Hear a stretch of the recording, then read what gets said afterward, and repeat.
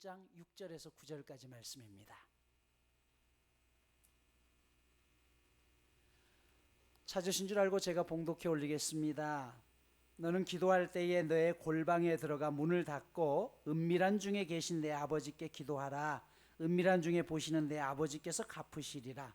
또 기도할 때 이방인과 같이 중언부언하지 말라. 그들은 말을 많이 하여야 들으실 줄 생각하느니라. 그러므로 그들을 본받지 말라. 구하기 전에 너희에게 있어야 할 것을 하나님 너희 아버지께서 아시느니라. 그러므로 너희는 이렇게 기도하라. 하늘에 계신 우리 아버지여, 이름이 거룩히 여김을 받으시오며. 아멘. 오늘 본문 5절의 시작은 이렇게 말씀하죠. 너희는 기도할 때 외식하는 자와 같이 하지 말라. 그들은 사람에게 보이려고 회당과 큰 거리 여기에 서서 기도하기를 좋아하느니라. 이스라엘 백성들, 경건한 유대인들은 꼭 세 가지를 행했다고 했습니다. 첫 번째는 구제, 두 번째는 금식, 오늘 세 번째는 기도입니다. 참 우리가 신앙생활하면서 복되고 좋은 것들이에요. 그런데 이것이 사람을 의식하는 순간 뭐라고 했어요? 사람에게 칭찬을 받고 나면 하나님이 주실 상급이 없어진다라고 말씀을 드렸어요. 왜요? 구제를 했어요. 근데 누군가를 위해서 야 잘한다 잘한다 하면 이미 그 사람으로부터 다 모든 상을 받았잖아요. 인정을 받았잖아요. 그래서 하나님께서 주실 상급이 없어진다는 것이에요. 오늘 본문의 기도도 마찬가지입니다. 여러분, 유대인들은 지금도 그렇죠. 집에서나 밖에서나 하루에 3번씩 꼭 정해진 시간에 기도를 합니다. 그런데 이 모임이 공개적인 모임으로 바뀌어요. 그래서 성전이나 회당에서 정해진 시간에 모여서 기도를 했는데, 정해진 시간에 도착하지 못한 사람들이 나중에 어떻게 하냐면, 오다가 그 시간이 되면 성전이나 길거리 어귀에서 또 사거리에서 사람들이 보이는 곳에서 기도하기 시작했다는 것이에요. 시간을 정해놓고 기도한다는 거 참 귀하고 복된 일입니다. 그런데 이게 나중에는 어떻게 하냐면은 보여지기 위한 게 돼버렸다는 것이에요. 봐라, 나는 여기서도 이렇게 기도하는 사람이야 라고 하면서 그들이 중심이 되기 시작했다는 거죠. 하나님은 이것 또한 외식이라고 이야기합니다. 목회자들이 모이면 가끔 그런 이야기를 해요. 교회 안에 40일 금식 기도를 하신 분들이 여러분 계신다면 그분들은 조금 주의할 필요가 있다. 물론 다 그렇다는 게 아니에요. 40일 금식 기도하는 게 얼마나 중요합니까? 그런데 저도 한 번도 못 해봤거든요. 대단하신 분이죠. 근데 그런 분들이 뭐라고 해요? 내가 40일 금식 기도를 3번이나 했잖아. 근데 우리 목사님은 40일 금식 기도를 한 번도 안 해봤어. 여러분, 자기 자신을 드러내려고 할 때 문제가 생기더라는 것이에요. 그래서 자신이 신비한처럼 꼭 내가 뭔가를 본 것처럼 포장하고 과장했을 때 이것이 곧 외식이라는 것입니다. 많은 사람들이 또한 기도를 도깨비 방망이처럼 생각합니다. 내가 이것을 구했기 때문에 하나님이 들어주셔야 된다라고 생각해요. 물론 우리가 기도하면서 하나님이 들어주시지 않을 거야 라고 기도한다는 것도 불행한 거겠죠. 그러나 모든 기도가 내 욕심을 위한 것은 아니라는 것이에요. 오늘 본문은 바로 이것을 이야기해요. 왜 기도해야 되고 그래서 무엇을 구해야 되냐는 것이에요. 여러분, 예수님께서 하나님 앞에 기도했을 때의 상황들을 우리가 찾아보면서 예수님이 기도했던 그 모습을 우리의 기도의 모본으로 삼아야 됩니다. 첫 번째, 예수님이 언제 기도하셨습니까? 그가 개인적인 생애를 마무리 짓고 이제부터 공적인 삶을 살기 위해서 40일 동안 금식하며 기도했습니다. 그것은 무엇 때문에요? 사역을 감당할 수 있는 힘을 달라고 기도하기 시작했다는 것이에요. 여러분, 우리의 기도의 목적은 하나님 앞에 내게 주어진 사역을 내 힘으로 하는 것이 아니라 하나님이 주신 힘으로 감당하게 하기 위해서 기도해야 된다는 것이에요. 어노인팅 찬양 사역자이기도 하고 우리에게 늘 굉장히 잘 알려져 있는 우리 강명식 찬양사라는 분이 계셔요. 이분이 찬양 집회를 하기 전에 꼭 하나님 앞에 기도하면서 그런 고백을 해요. 집회하기 전에 연습할 때는 하나님이 없는 것처럼 연습한다는 거예요. 하나님이 하나도 도와주시지 않을 것처럼. 무슨 말이에요?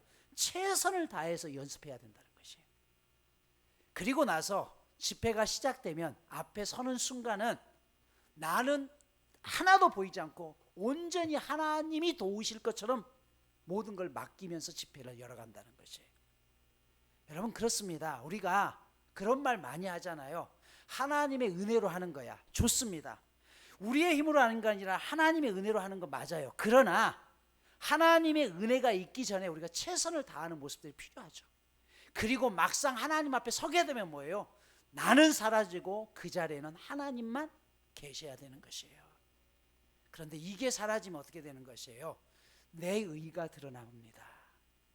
지난 주간 한 주간 내 교회 담임 목사들이죠. 다 졸업하고 한 25년, 28년 그 정도 됐는데 처음으로 우리 네 부부가 휴가를 다 같이 다녀왔습니다. 그동안 목회를 하면서 힘들기도 했던 친구들도 있고, 그래서 여러 가지 많은 이야기들을 나누는데 그 중에서 정말 제가 가장 행복한 목회를 하고 있구나라는 생각이 들었어요. 나름대로 다 애로사항들이 있습니다. 그런데 저는 그곳에 가서 이야기하는데 우리 교인들 자랑할 것밖에 없어요. 정말로. 그렇게 또 자랑도 못 하겠더라고. 너만 잘났냐? 그러는 것 같아서. 근데 초창기에는 저도 마찬가지였습니다. 제 힘으로 목회하려고 했어요. 그런데 어느 순간 하나님 앞에 맡김을 통해서 내가 하는 것이 아니라 하나님이 하신다는 걸 알게 되었죠. 여러분, 그 결과가 뭔지 아십니까? 조금 전에 우리 아내가도 그런 얘기를 하던데 한 주간 목사 부부가 빠지니까요. 옛날에는 그랬어요. 목사가 없으면 어디 세미나 가고 없으면은 오시던 교인들도 안 오셔요. 에이, 전도사님이 하고 하는데 빠지셨어요. 그런데 이게 바뀌었어요. 담임 목사 부부가 없으니까요.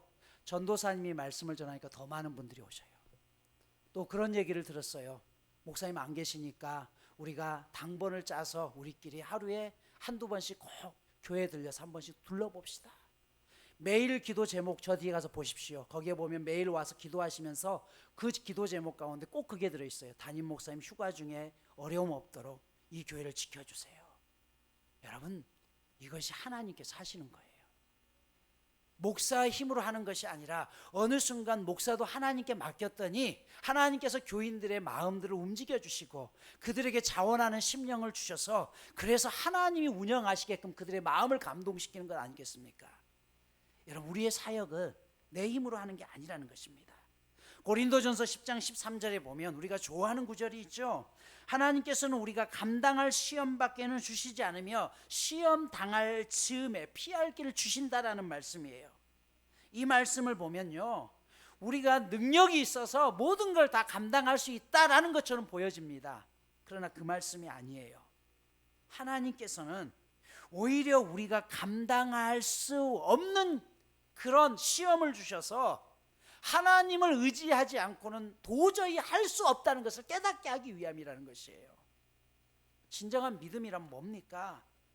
우리 인간이라는 존재는요, 내 능력의 한계를 경험하기 전에는 절대로 하나님을 전적으로 의지하지 않아요. 내 힘으로 할 수 없다고 할 때 그제서야 하나님을 전적으로 의지합니다.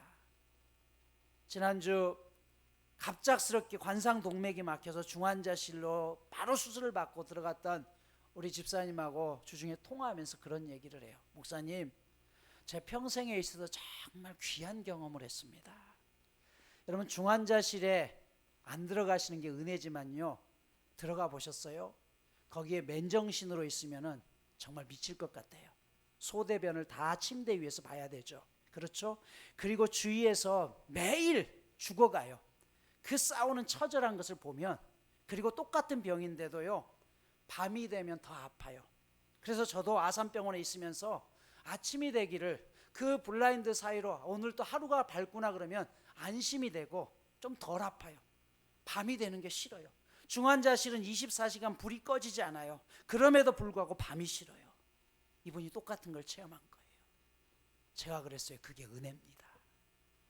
힘든 과정이었지만 평생에 체험할 수 없는, 그래서 이렇게 하나님께서 내 생명을 살리시는구나 체험할 수 있다는 게 은혜라는 것이에요. 우리가 담대할 수 있는 것은요, 시험이 없어서가 아니라 사망의 음침한 골짜기에서도 주님의 손이 나와 함께 하심을 믿기 때문에 하나님 앞에 감사하는 것이에요. 오늘 예수님은 하나님 앞에 내가 사역을 하는데 감당할 힘을 달라고 기도했다는 것이에요. 여러분, 이것을 놓고 기도하셔야 됩니다. 두 번째, 예수님이 언제 기도하셨습니까?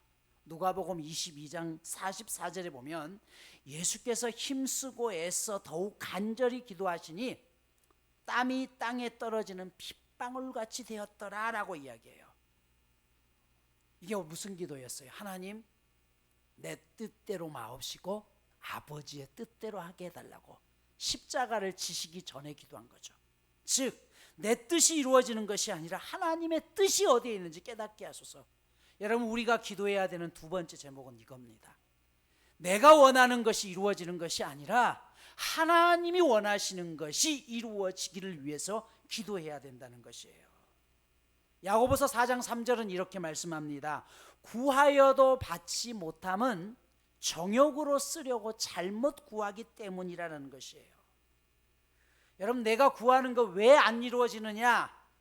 그것이 우리의 보기에는 간절할 수 있지만 하나님 보시기에는 너의 개인적인 욕심이라면 이루어지지 않을 수도 있다는 것이에요. 몇 해가 지나도록 포도나무에 열매가 맺히지 않자 주인은 그것을 찍어버리라고 명령합니다.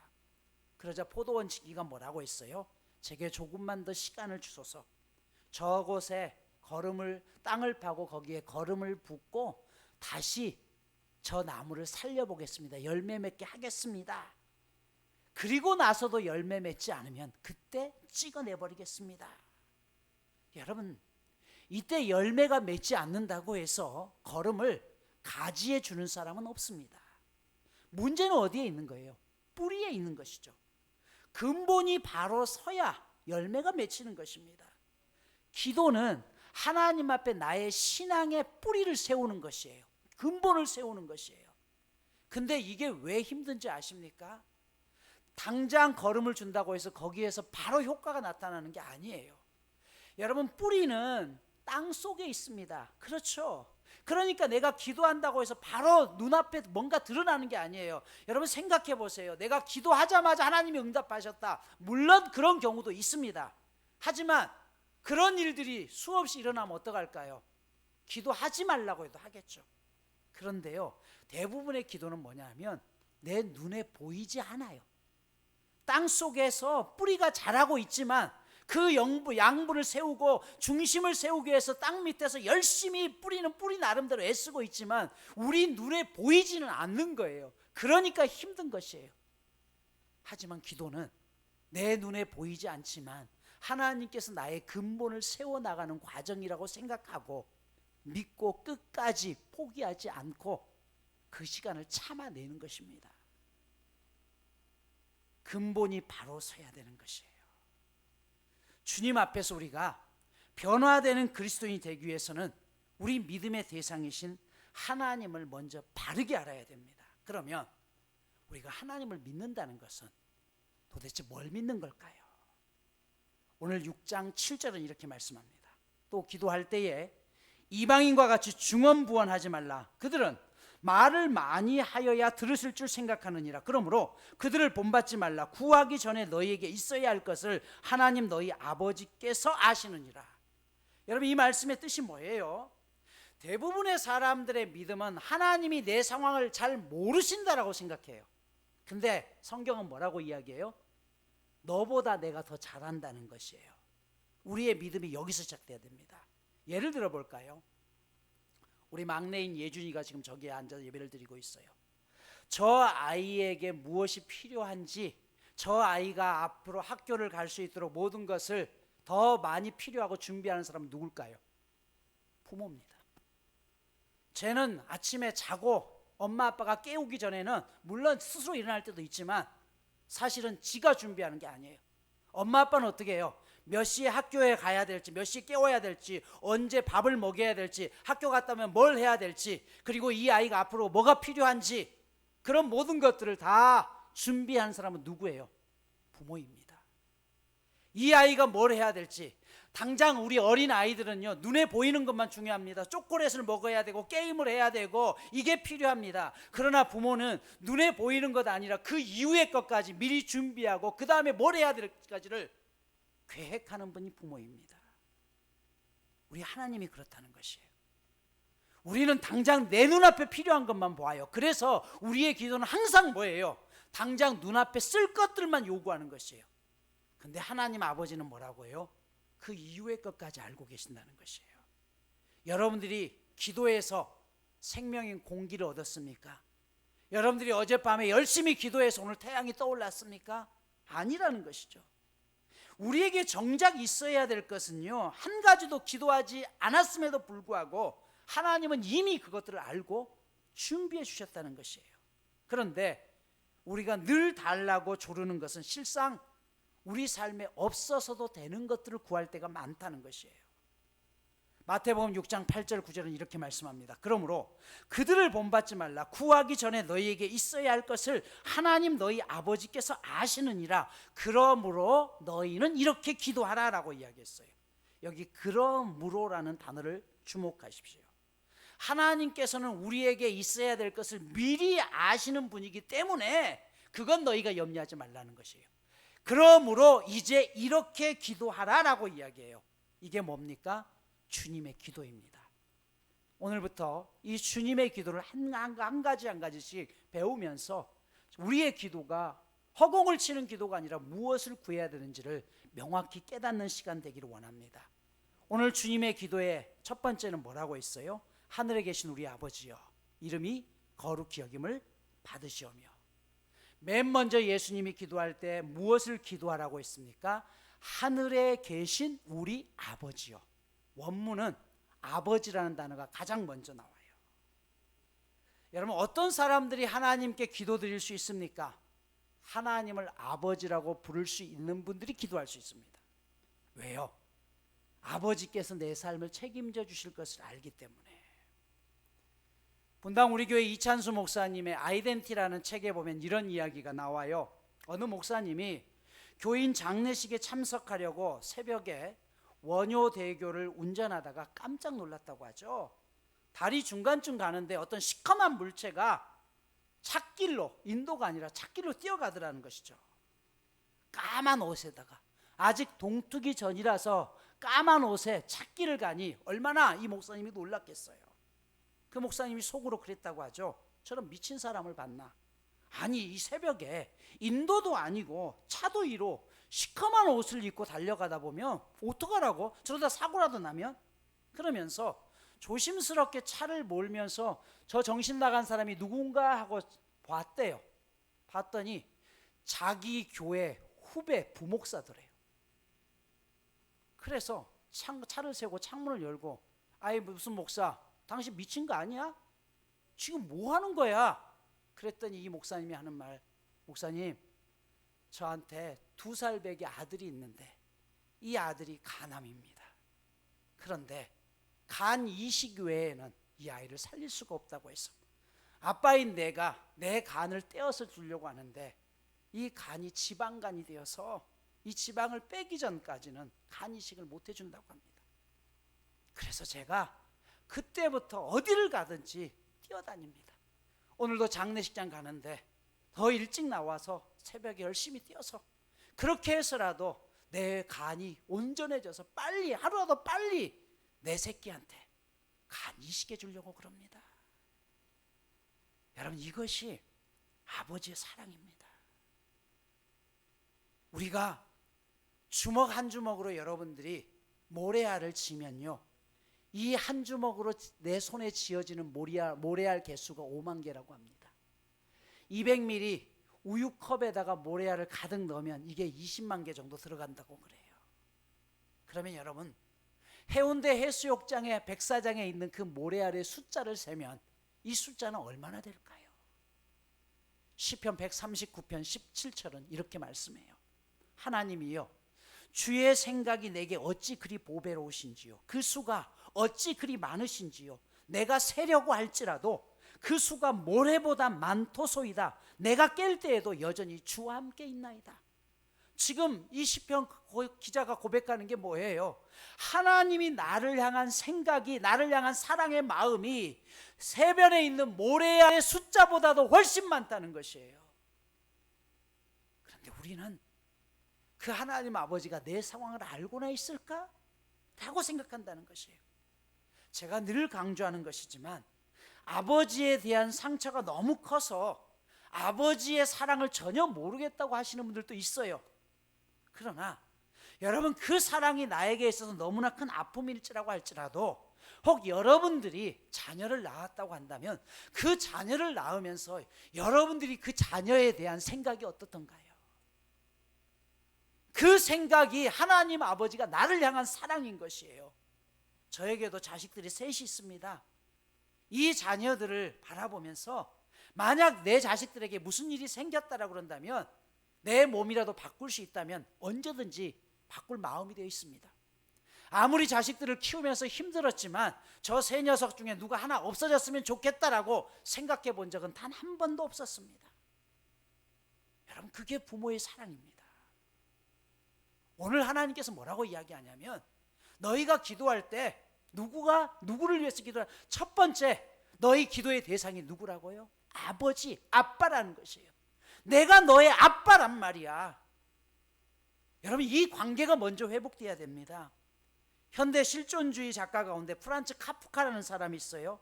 이분은 이 시대를 살아가는 현대인들이 마치 아버지를 잃어버린 고아와 같다라고 이야기해요. 이분에게도 아버지가 있었습니다. 하지만 그런 아버지의 사랑을 단 한 번도 느껴본 적이 없어요. 아버지와 대화를 자세히 해본 적도 없다고 그러죠. 있긴 있었지만 고아처럼 살았습니다.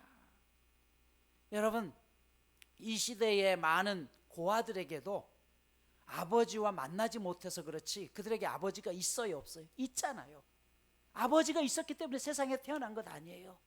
하지만 아버지가 있음에도 불구하고 관계가 없기 때문에 고아로 살아가는 것입니다. 그래서 힘이 드는 것이에요. 오늘 현대인들의 문제가 어디에 있습니까? 자기가 믿고 부를 수 있는 아버지를 갖지 못한 현대인들. 그래서 현대에 가장 많이 등장하는 게 뭔지 아세요? 동성애자들이라고 하죠.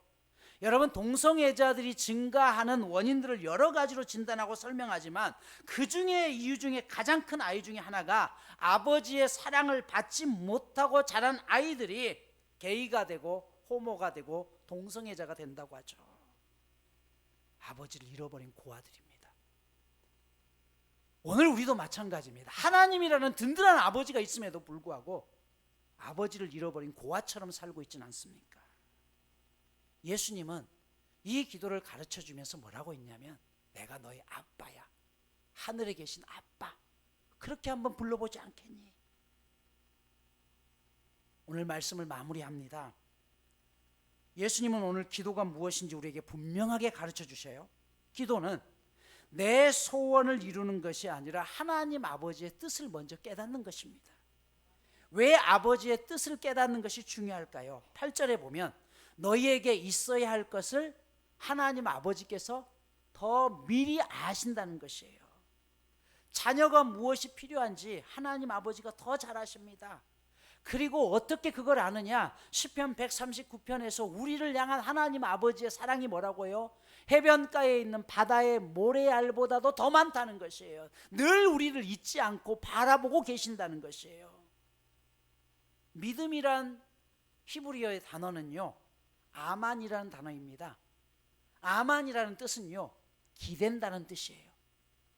여러분, 고아들이 왜 세상을 살아가면서 힘든 줄 아십니까? 기댈 아버지가 없기 때문에, 기댈 언덕이 없기 때문에 힘든 것이에요. 가난한 집에 태어난 사람들이 왜 세상 살아가면서 다른 사람들보다 힘든지 아세요? 기댈 사람이 없잖아요. 집에서 뭔가를 기본 자금이라도 마련해주면 요걸 가지고 어떻게 하는데 아무것도 없어요. 그러니까 기댈 언덕이 없으니까 힘이 든 것이에요. 하나님을 믿는 사람들이 왜 힘든 줄 아십니까? 분명 아버지라는 분이 계심에도 불구하고 하나님을 기대지 않기 때문에. 여러분, 믿음은 기댄다는 것이에요. 하나님이 늘 나의 아버지가 되시고 세상 모든 것이 변할지라도 하나님의 사랑은, 나를 향한 사랑은 결코 바뀌지 않을 것을 믿고 그분을 온전히 신뢰하고 나아가는 것, 이게 믿음이라는 것입니다. 많은 사람들이 한국 교회는 더 이상 예배, 기도, 성경 공부, 큐티, 개인적인 영성에 치중하기보다는 정치 문제, 사회의 불에 소외된 이웃의 문제 등에 관심을 가져야 된다라고 이야기해요. 물론 맞습니다. 그러나 그보다 더 우선적으로 있어야 될 것은 개인적인 영성입니다. 왜냐하면 하나님과의 뿌리가 제대로 서 있지 못하는데 어떻게 나아갈 수 있어요? 하나님과의 관계가 제대로 세워지면요, 하지 말라고 해도 세상을 섬깁니다. 하지 말라고 해도 하나님의 사랑으로 다른 원수들을 용서할 수 있습니다. 여러분, 우리들의 영성에 문제가 있는 것은 무엇입니까? 하나님이 내 아빠가 되신다는 사실을 깨닫지 못하는 것이에요. 나무가 병들었는데 좋은 열매를 맺으라고 소리친다고 해서 되는 게 아니에요. 우리의 뿌리를 세우는 일이 필요합니다. 유리창을 사이에 두고 같이 살아가는 두 집이 있었습니다. 반대편 집에는 늘 할머니가 유리창 건너편에서 뜨개질을 하고 계셨어요. 그런데 어느 순간부터 점점 시야가 흐려집니다. 앞집에 있는 사람이 생각하기를 아이, 저 할머니 좀 유리창 좀 닦지 생각했습니다. 어느 날 외출을 갔다가 오니까 앞집의 유리창의 문제가 아니라 내 집의 유리창이 문제였어요. 여러분, 내가 문제입니다. 하나님은 항상 그 자리에 계십니다. 항상 나를 받쳐줄 아만의 존재로 계십니다. 문제는 나입니다. 내가 하나님과 멀어진다면 나를 가로막고 있는 모든 이 먼지들을 제거해야 되는 것이죠. 여러분, 마음이 왜 불안하고 흔들립니까? 하나님 아버지라는 확신이 없기 때문에 그렇습니다. 그러나 기억하십시오. 하나님은 세상의 누구보다 오늘 여러분들을 사랑하십니다. 그래서 기도의 첫 번째 조건은 아버지의 사랑을 확신하는 것입니다. 여러분, 아빠, 아버지입니다. 아람어로도 아바라고 하죠. 아바, 아빠라는 뜻입니다. 아빠, 아버지, 내 인생에 모든 것을 책임져 주시고 나를 사랑하사 자신의 외아들 독생자를 십자가에서 죽이시면서까지 나를 사랑하신 그분이 뭐라고 했어요? 내가 너를 손바닥에 새겼다라고 해요. 새겼어. 조각칼로 피를 흘리면서 새겼다는 것이에요. 왜? 너를 잊어버리지 않기 위해서. 그 하나님이 오늘 아빠가 되십니다. 그분이 나의 필요를 아십니다. 그분 앞에 먼저 가까이 다가섬을 통해서 하나님 아버지의 뜻을 이루어갈 수 있는 저와 여러분 모두가 되시기를